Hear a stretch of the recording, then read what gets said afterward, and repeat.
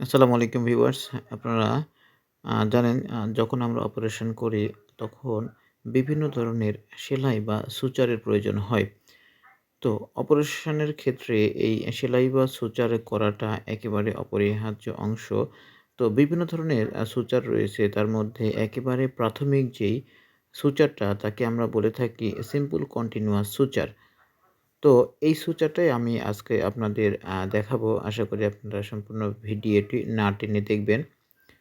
তো ১ম এই একটি গিঁট দিয়ে নিতে হয় এবং সেই গিঁটটা সেই আ পরবর্তীতে কন্টিনিউয়াসলি উম স্কিন কাটা অংশের এক অংশ এক পাশ থেকে ওই পাশ থেকে একেবারে সুন্দরভাবে কন্টিনিউয়াসলি এভাবে চলতে থাকে এবং শেষে যায় একেবারে আরেকটি গিঁট দিয়ে পুরা সেলাই প্রসেসটা সম্পন্ন করতে হয়।